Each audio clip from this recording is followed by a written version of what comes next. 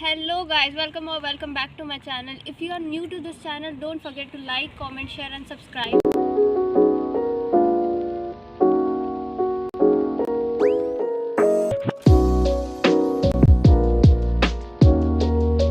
और मैंने बहुत बारी देखा है कि आप मेरे वीडियो तो देखते हो बट एंड तक नहीं देखते हो, तो इससे बहुत सारी इन्फॉर्मेशन आप मिस कर जाते हो। सो अगर आप ये वीडियो देख रहे हो तो एंड तक ज़रूर देखें।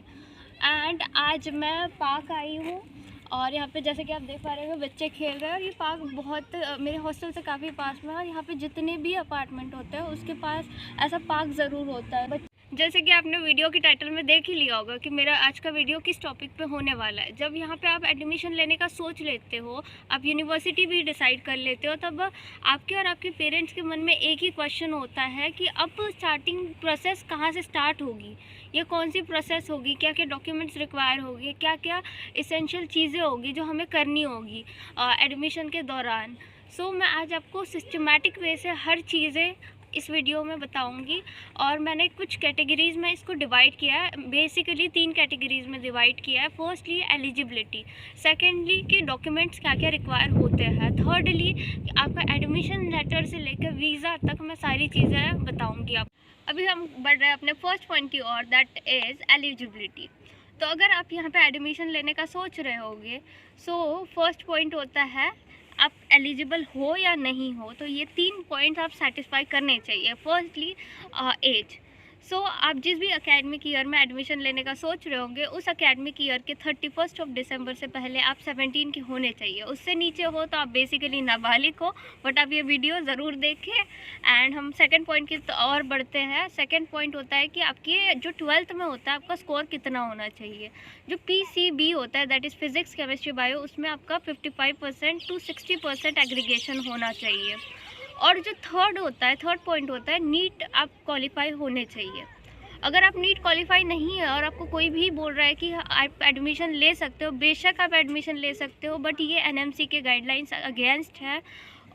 आप इन फ्यूचर इंडिया में प्रैक्टिस नहीं कर पाओगे, तो इट इज़ बेटर कि आप क्वालिफाई हो। अगर नहीं हो तो आप फिर से नीट दे एंड फिर ट्राई करें।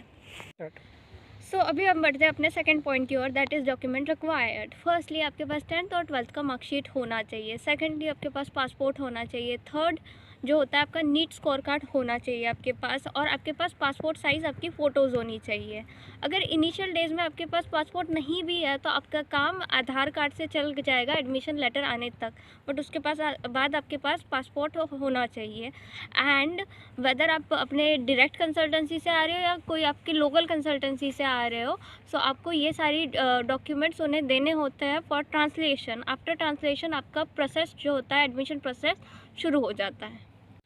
एडमिशन प्रोसेस में बढ़ने से पहले मैं आपको अपना घर दिखाती हूँ जहाँ पे मैं आपसे रहूँगी basically. Welcome to my house. So अब बढ़ते हैं हम अपनी एडमिशन प्रोसेस की ओर। सो एडमिशन प्रोसेस कैसे स्टार्ट होती है, आप अपने सारे डॉक्यूमेंट्स PDF फॉर्मेट में जिसके भी थ्रू आप एडमिशन करा रहे हो उसको दे देते हो। Within 4 to 5 working days of university आपका एडमिशन लेटर जो होता है वो रिलीज़ हो जाता है। After admission letter within 7 to 15 days university आपका एक एलिजिबिलिटी एग्ज़ाम कंडक्ट कराती है। उसमें बायो एंड इंग्लिश होती है स्पेसिफिकली, एंड जो कि क्वाइट ईजियर साइड भी होती है एग्ज़ाम। सो आपको उसकी टेंशन लेने की बिल्कुल ज़रूरत नहीं। सो जैसे ही आपकी एग्ज़ाम हो जाती है, with in 3 to 5 working days आपको एक कॉन्ट्रैक्ट लेटर यूनिवर्सिटी प्रोवाइड करती है। उसमें सारी इन्फॉर्मेशन मेंशन होती है। अगर आपके मन में कुछ भी डाउट्स बच जाते हैं वो उससे क्लियर हो जाते हैं, जैसे कि यूनिवर्सिटी बाइलिंगुअल है या नहीं है, आपका ओरिजिनल फ़ीस क्या है, प्लस कोर्स ड्यूरेशन क्या है। सो वो सारी चीज़ें वहाँ मेंशन होती है कॉन्ट्रैक्ट लेटर में। और कॉन्ट्रैक्ट लेटर के बाद यूनिवर्सिटी को आपको 1/4 अमाउंट ऑफ फ़ीस पे करनी होती है, बिकॉज उसके बाद जो प्रोसेस होता है उसमें इमिग्रेशन डिपार्टमेंट प्लस यूनिवर्सिटी दोनों ही इन्वॉल्व होती है। That is a crucial stage, that's why आपको 1/4 अमाउंट पे करना होता है। और ये मेरी यूनिवर्सिटी में स्पेसिफिक रूल है। अलग अलग यूनिवर्सिटी के अलग अलग रूल्स होते हैं, but mostly this is same for all universities. जैसे ही आपका कॉन्ट्रैक्ट लेटर मिल जाए आप निश्चिंत हो जाइए, आपका एडमिशन यहाँ कंफर्म हो चुका है। With in 15 to 20 working days या तो उससे ज़्यादा भी लग सकता है, डिपेंडिंग ऑन कि स्टूडेंट इनटेक कितना है प्लस वर्कलोड यूनिवर्सिटी के पास कितना है, उससे डिसाइड होता है कि आपका इनविटेशन लेटर कब निकलेगा। So invitation letter generally 1 month में निकल जाता है। Invitation letter kind of permit होती है, बॉर्डर परमिट होती है। उसमें मेंशन होता है कि आप एक स्टूडेंट हो, यहाँ पे आप स्टडी पर्पस के लिए आ रहे हो, प्लस उसमें एक ड्यूरेशन दिया होता है जो कि 3 मंथ्स का होता है। 3 मंथ्स के विद इन आपको 3 मंथ्स के लिए वो इनविटेशन लेटर एक वैलिड होता है। सो गाइज, जैसे कि पता है आपको, इनविटेशन में आपका 90 डेज़ मेंशन होता है, दैट इज़ 3 मंथ अराउंड। सो जितना जल्दी आप अपना वीज़ा का प्रोसेस स्टार्ट करवा लें उतने दिन का आपका वीज़ा बनेगा। सो बेसिकली आपको जो अपने वीज़ा में जो जो डॉक्यूमेंट्स रिक्वायर्ड होते हैं मैं आपको वो बता दूं। आपको HIV का रिपोर्ट देना होता है। सेकेंडली आपको इनविटेशन जो होता है उसकी सॉफ्ट कॉपी देनी होती है, प्लस अपना पासपोर्ट भिजवाना होता है और 12th का मार्कशीट भिजवाना होता है, और एक फ़ोटो जिसमें आपकी 80% ऑफ फेस विजिबिलिटी हो एंड विथ वाइट बैकग्राउंड हो। सो जैसे ही आपका वीज़ा लग जाता है इंडिया में, तो आप बिल्कुल भी लेट ना करें। विद इन 3 to 5 डेज़ आप रशिया के लिए अराइव कर लें। इट इज़ बेटर, क्योंकि 65 आपको ऑलमोस्ट 45 डेज़ लगते हैं यहाँ पे अपना वीज़ा एक्सटेंड करवाने के लिए। सो इट इज़ बेटर कि आप यहाँ पे आके आपको वापस ना जाना पड़े और फिर से इंडिया में वेट ना करना पड़े दूसरे इन्विटेशन के लिए। सो आपको लग रहा होगा कि इट इज़ रियली डिफ़िकल्ट कि आप रशिया में आके कैसे अपना वीज़ा एक्सटेंड कराओगे। So don't worry, first year में तो आप आते हो तो आप जिसके भी थ्रू आते हो वो करवा देता है, बट सेकंड ईयर से आप जब करोगे और वो आपके लिए इजी होगा या हार्ड होगा।